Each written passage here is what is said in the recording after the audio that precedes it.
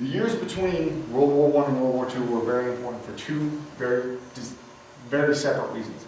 First and foremost, we developed a pattern that we followed, unfortunately, through the entire 20th century of once the war was over, we forgot all of the lessons we learned. Every time a new war broke out, we had to relearn those lessons. We studied the PI principles. We understood the PI principles at the end of World War I. But when World War II broke out, we forgot them. We'll cover that in just a minute. Martland study. Harrison Martland, in 1928, wrote an article after studying professional boxers. He described what he called punch drunk syndrome. Those symptoms were remarkably similar to what we see in traumatic brain injury today. Slurred speech, slow muscle movements, dizziness, confusion, irritability. This was the first time that the civilian sector had conducted a study into what would later be called TBI. World War II broke out in 1941. Again, we had to relearn those lessons.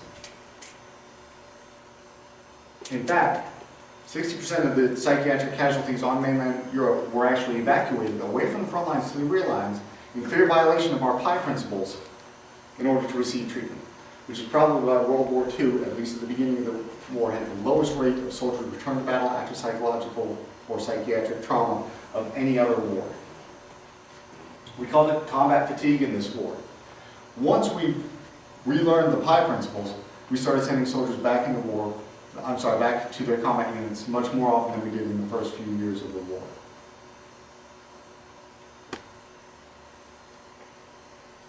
Following World War II, we have, in 1949, Critchley's study. This study was based off of Martland's work. However, he went in a little bit further in depth and actually called it chronic traumatic encephalopathy. This was an actual swelling of the brain due to repeated head trauma. When the Korean War broke out in 1950 through 1953, we called it combat fatigue. As you can see, we use the same term. There was very few years between the wars. In fact, a lot of the veterans of the Korean War were also veterans. A lot of the soldiers who fought in the Korean War were also veterans of World War II. The difference was the Korean War was considered much more brutal by almost everybody. There were many more incidents of torture, there was brainwashing, there was constant propaganda. The use of psychologists was actually at this time broken down to divisions or even battalion levels. So 400 or so soldiers would basically have their own psychology section. Unfortunately, because the war broke out so quickly, it took weeks or even months to get those psychologists to the front line with the combat units. Between 1953 and the Vietnam War, there were a lot of advances in training techniques. These are important for a lot of reasons. One of the main advances in training techniques was how we trained our marksmen. Prior to the Korean War, soldiers would lay prone and, at their leisure, shoot at round bullseyes placed on posts. As you see at any training range today or any military movement, we now use man-shaped silhouettes. There was actually a reason behind it. The intent was to desensitize us to battle, to allow us to shoot what looked like people and not have that immediate feeling of remorse.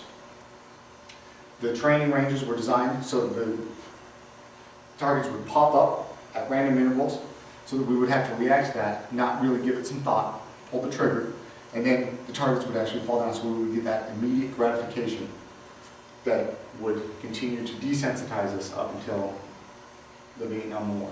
The Vietnam War in 1965 to 1973 saw the lowest rates of battlefield psychology care of any war of the 20th century. A lot of this was due to the desensitization. People didn't realize that they were traumatized until many years after the war. That's why Vietnam saw such a huge spike in PTSD rates after the war. It wasn't until 1982 that a study actually used veterans to say the majority of these Vietnam veterans actually did suffer from PTSD.